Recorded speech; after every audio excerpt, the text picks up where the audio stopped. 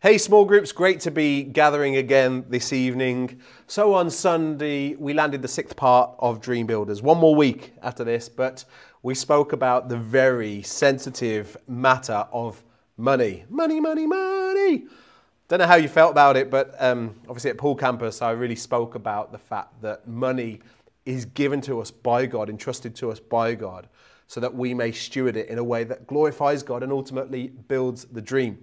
We looked at 5 aspects of investment that Nehemiah made when committing to build the walls of Jerusalem. We saw that there was a time investment. We see that throughout the book, Nehemiah 1 right through to 13. We saw that there was a thought investment, that a lot of his headspace, his mental real estate was given to dreaming and thinking and building. We saw that there was a heart investment, an emotional connection to the desired outcome. We saw that there was a gift investment where people brought their skills and abilities and physical energies in order to get the dream over the line. And finally, we saw that there was a financial investment. In other words, someone has to pay for the rebuilding of the walls of Jerusalem. And I kind of lifted that to speak into our kind of mentality when it comes to building church. This idea that every dream really has a price tag. There's a cost to every dream. And if we're not willing to pay the cost for the dream, then ultimately we just remain a dreamer, which is at odds with the call and the invitation to become dream builders. And so really when we look throughout the scripture, we see Moses at the tabernacle, that iteration of the people of God. There was a sense that people bought their belongings, bought their jewelry, bought their valuable possessions in order to use them for the building of the temple. We see the tabernacle. We see David bringing his own wealth and people contributing to the building of the Old Testament temple. And in the New Testament, we see the practice continued where people would sell fields and houses in order to bring what they had to the feet of the apostles so that the church could be built. And so if we think that there's a version of this dream that does not require financial investment, then we're kind of mistaken. Now, I understand that when we talk about finances, that it becomes slightly sensitive because generally, as I said on Sunday, finance itself, money itself becomes the dream of our life. In the absence of a God-given dream, money becomes the pursuit. Money becomes the goal. And because that's a very real challenge, we know that Jesus speaks about it. He says you cannot serve both God and money because you'll despise one and love the other. It wasn't just this kind of, oh, just beware guys, you shouldn't really serve those two. No, it's impossible. You cannot serve both God and money. And I think one of the practices that God instituted in the Old Testament, Abraham practiced it first, and I think God really liked that, and then established it through the Mosaic law, through the law that came through Moses, the practice of tithing, which is where we bring 10% of our first fruits, 10% of our yield.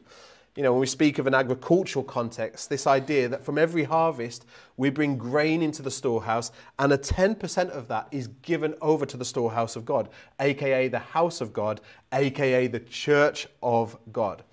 But really, tithing is a call of obedience.